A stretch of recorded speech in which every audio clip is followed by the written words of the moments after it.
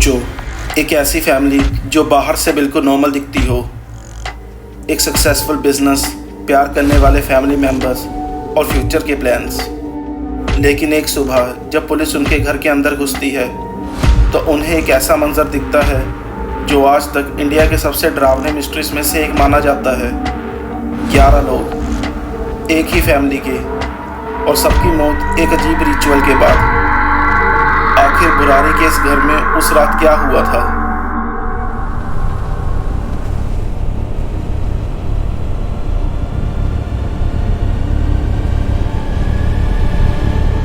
ये घटना 1 जुलाई 2018 को दिल्ली के बुरारी एरिया में हुई थी। चुंडावत फैमिली अपने एरिया में काफ़ी मशहूर थी। उनकी ग्रोसरी और प्लाईवुड की दुकान थी और लोग उन्हें एक खुश और सक्सेसफुल परिवार के रूप में जानते थे। फैमिली में कुल 11 लोग रहते थे। सब कुछ नॉर्मल लग रहा था, इतना नॉर्मल कि कुछ ही दिनों बाद फैमिली में शादी भी होने वाली थी।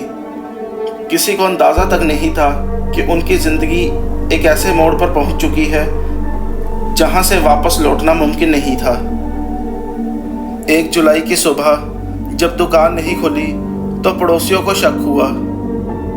जब घर के अंदर जाकर देखा गया तो सबके होश उड़ गए। 10 मेंबर्स एक अजीब फॉर्मेशन में लटके हुए थे। उनकी आंखों पर पट्टी बंधी हुई थी, हाथ बंधे हुए थे और मुंह भी ढके हुए थे। घर की सबसे बुजुर्ग मेंबर 77 साल की दादी अलग कमरे में मृत पाई गई। पुलिस के लिए ये सीन किसी हॉरर मूवी से कम नहीं था। पहला सवाल था, क्या ये मर्डर था या फिर मास सुसाइड?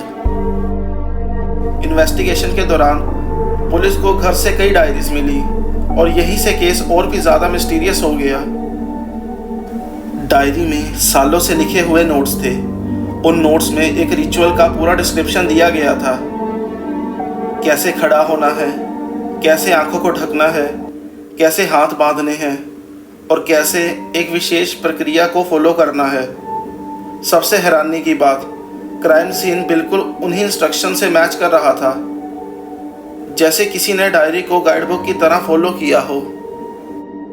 इन्वेस्टिगेशन में एक नाम बार बार सामने आया, ललित चुंडावत। कहा जाता है कि ललित को विश्वास था कि उनके स्वर्गीय पिता की आत्मा उनसे बात करती है। डायरीज में लिखे गए कई मैसेजेस को पुलिस ने इसी विश्वास से जोड़ा।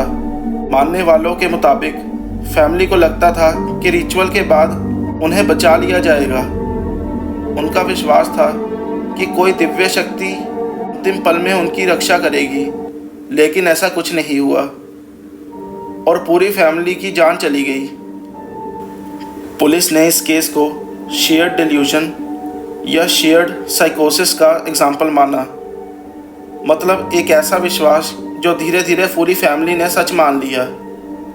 लेकिन आज भी कई सवाल बिना जवाब के हैं।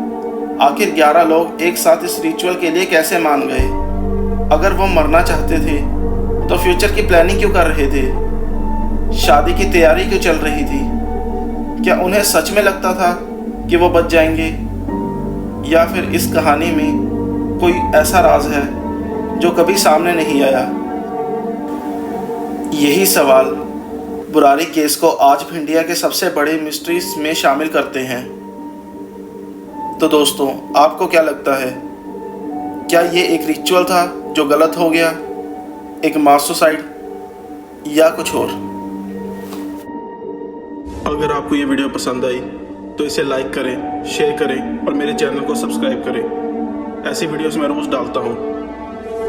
और कमेंट में बताएं आपका इस केस के बारे में क्या कहना है।